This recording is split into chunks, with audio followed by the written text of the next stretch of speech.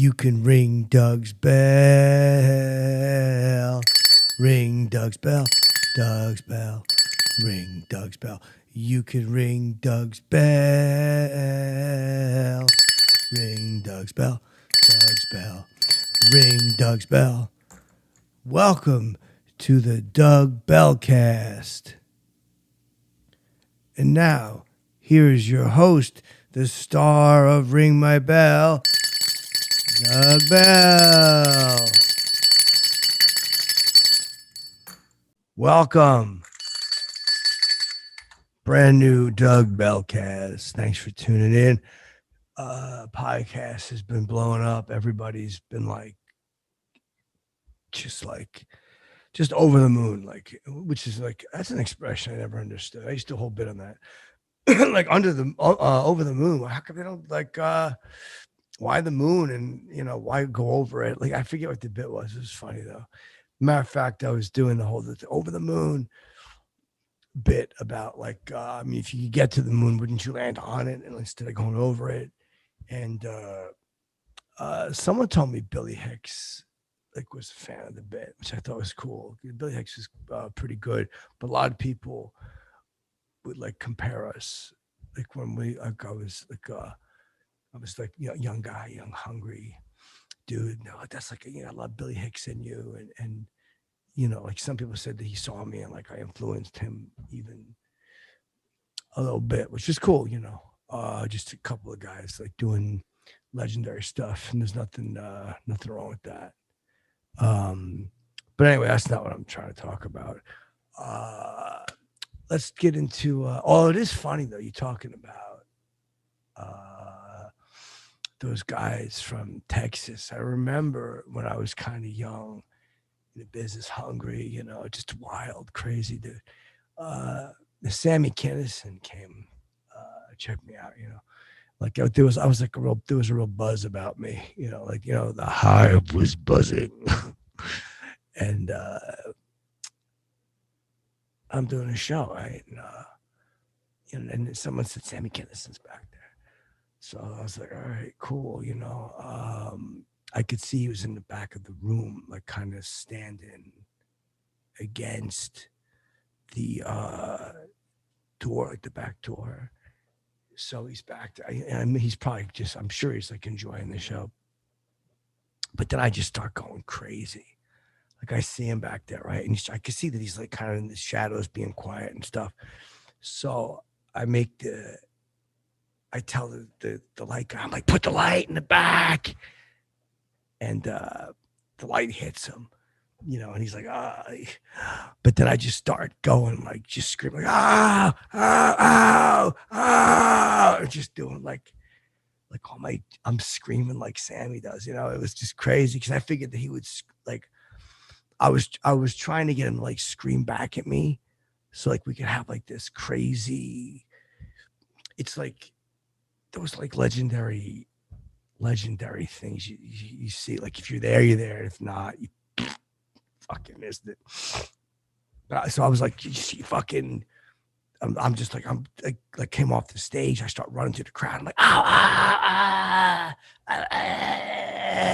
I'm just like Sammy would do, and I'm holding the mic out towards him, so he would scream back at me. And I was telling people, I was everybody get your cameras, because I figured this is going to be fucking, and there was no cellular cameras back then. If you had a video camera, but I told them to get your video cameras, the ones with the cassette, the video cassette. So I'm in the back and I'm running towards Sammy and I'm screaming. I'm holding the mic out. Oh, ow, ow, ow. I'm just yelling like he would do, ow, ow, whatever I'm yelling, Jesus, ow, And so I turned to the crowd and I'm how much, who wants to see me and Sammy riff? But I think when I was talking to the crowd, he just I think he might have got intimidated, cause my energy was so good. I was on that night, man. And I think he might have got a little, like a little freaked out, and just like he left because he might have been like, oh shit, this kid's like hot, just full of energy, like I'm running around screaming with the bell, ow, ow, ow, ow. Ow, ow, ow. It was you should have seen it. Like I bet you those people to this day still think of that. Like sometimes, it was crazy. But so that was like one crazy. But just thinking of Billy Hicks got me thinking of the a classic Kinnison story. It's like just you probably even heard that one. Just like legendary being passed around, like the young up and comer and just. But you don't like a lot of times you don't even know these stories are legendary when you do them. You just like I was at the cellar one night and Bobby Kelly comes in, right? It's before I even called him Kel's Bells, like way before. And this was like one of these like legendary crazy nights, right? Bobby's out front. He's teasing everybody. Hey, boom, boom, boom.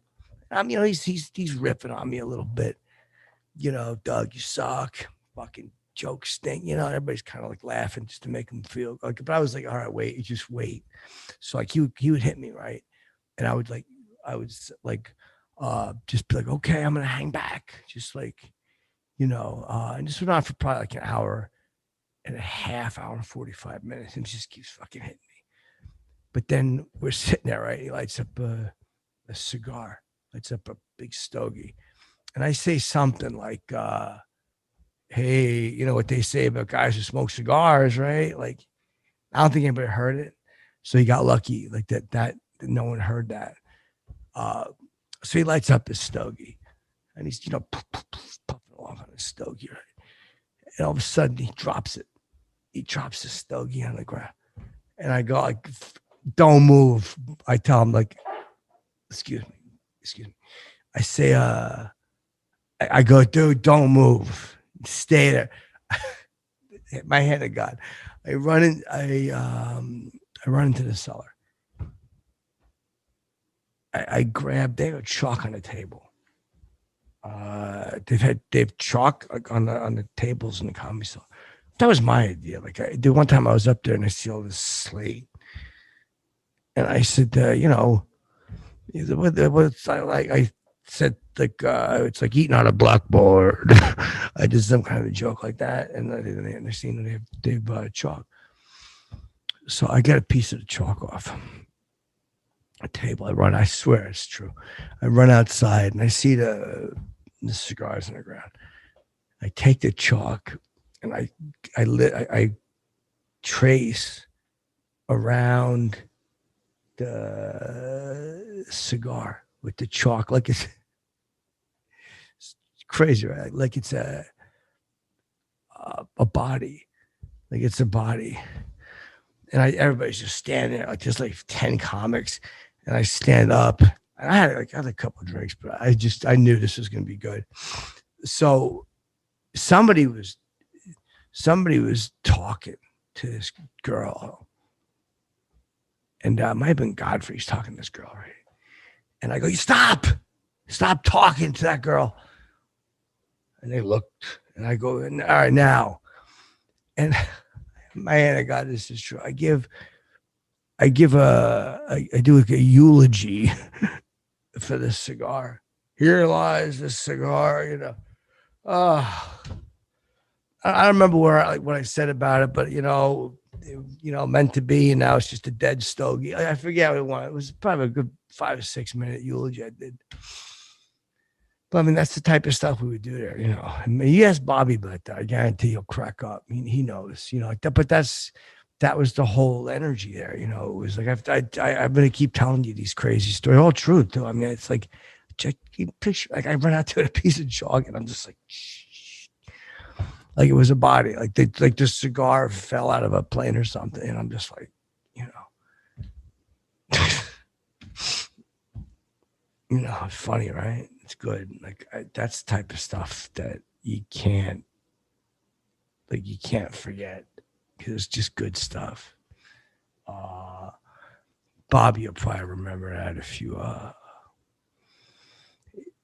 if you ask him. But I'm taking like because like somebody asked me to tell this story because like they ought to do like a series about this like on Netflix or something. Like they should just have like do like a Ring My Bell, like, which by the way, thank you all so much for the support and bringing it back and all that stuff. I appreciate you working on like helping me. But like they ought to put me like on Netflix, right? Where I do Ring My Bell. Okay, I do like an episode of Ring My Bell, and then like for the next half hour, and you could schedule like Tuesdays at 9:00 and sandwich me between like two of the more popular things on Netflix. Whatever, give me like an hour, right? Hour and 15. I do the Ring My Bell. Do Ring My Bell at the end. I have it's boom, done. Then you get me like on a stool. You put me on a stool in front of whatever, and you let me just go. Let me just fucking go. Tell celebrity stories, true stories. You could bring the celebrities in, like even Sammy Kinnison, obviously Billy Hicks that passed away, but like the guys that are alive, you could bring in and like, I mean, just let them sit there and listen to me tell the story and crack the fuck up. Like just film them laughing. Like, I'll tell the story, they'll just crack up.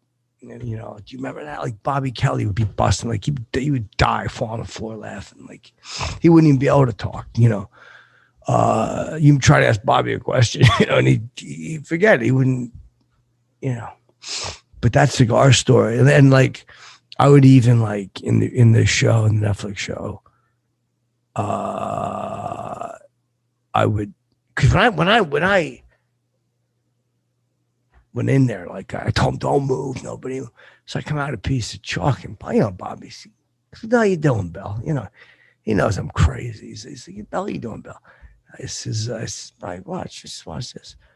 And I traced it. I mean, it's really great stuff. Like that's the type of story I would tell. And Bobby would swear to it too, someone asked me to tell this story. I was doing because it's not just like comedians, like sports figures and stuff, but Muhammad Ali. I met Muhammad Ali back around when I was doing Ring My Bell. They had like this signing, like at this expo, and they got like all the biggest celebrities of the day.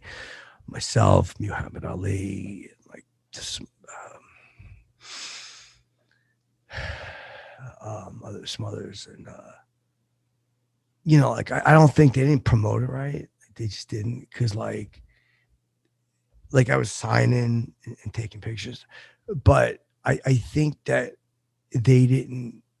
Again, it's all political this shit, dude. They didn't even tell people I was going to be there. I forget it. I think they were afraid, like they would have been swimming too crazy.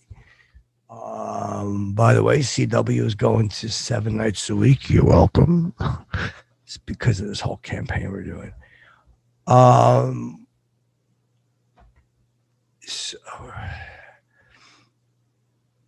Muhammad Ali is there, and I had like 6-7 people come up, say, hey, man, check you. And but I figured me and you should like take a picture of me and Muhammad, because it would be like, like just a celebrity thing, like a vibe at the expo. Like this is what's happening. It's the celebrities are hanging out, and like, but he had like, I think there was like, I was like, let me just go take a picture. I don't know. And then the guy goes, well, no, you got to wait in the line. I'm like, yeah, but I was just, please, I knew he had like, I mean, there's probably like 900 people in the line. So I'm like, it's going to take hours. And I'm like, just tell him it's me. Like, just fucking tell him it's Bell. I want to walk over there and say, hey, Muhammad, and boom, take a picture. Because I know he was looking over at me. He got a kick out of it. Like I kept yelling, Muhammad, and I was like putting the boxing fists up and like, you fight like a butterfly, you fight like a bee. It's just doing all these lines.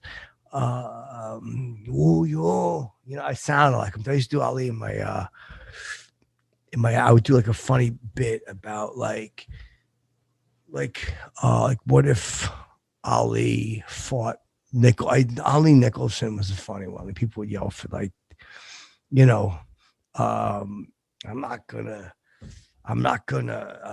knock you out, Muhammad. I'm gonna bash your brains in. And ooh, I float like a butterfly and I float like a bee. Like, you know, I would do like stuff like that. And it would go okay. So I'm yelling that to him, to Muhammad. And I was like just doing that. So he knew that like I was, you know, but again, it was political. So I think that the guy didn't want to help me out because he was probably afraid, like, you know, he didn't want to divert attention from Muhammad. You know, I understand that. But you know, you can't get bitter about that stuff. I mean, that's the point. You know, I was like happy just to, you know, like be donating time. You know, I didn't know I wasn't getting paid until the end, but I was fine with it. Because at CW, so they just sent me there to try to get some eyes on the show. But I was like, we're fucking doing great. What are you talking about? Like, but yeah, I thought I was getting paid. I was like, is Muhammad getting paid? Like, that's what I was trying to get to him, because I found out I'm like, I'm trying to like, dude, are you getting money for this? Like, I'm not getting money. I was fucking pissed, you know, and I'm like, if he's getting something, I gotta get. It's just fair, man. Like, because he's obviously he's a great fighter, but I mean, I'm on TV now. I said that to the guy, you know. But anyway, you know, we didn't take the picture. I didn't care. I was like, whatever, man. You know, I mean, he fights in the ring and I fight on the stage. You know what I mean? It's the same job, really. Like, you know, like my jokes are like punching, you know, the sadness in a way, like out of the room, like that. You know, like if someone heckles me verbally, like fucking boom, you know. But anyway, that's it. And that's one of the Muhammad Ali stories I got. But I'll tell more as time goes on if you guys want. I mean, you know, like I said, don't applause, just throw money. But fly wild and stay gold. You can ring Doug's bell. Ring Doug's bell. Doug's bell. Ring Doug's bell. You can ring Doug's bell. Ring Doug's bell. Doug's bell. Ring Doug's bell.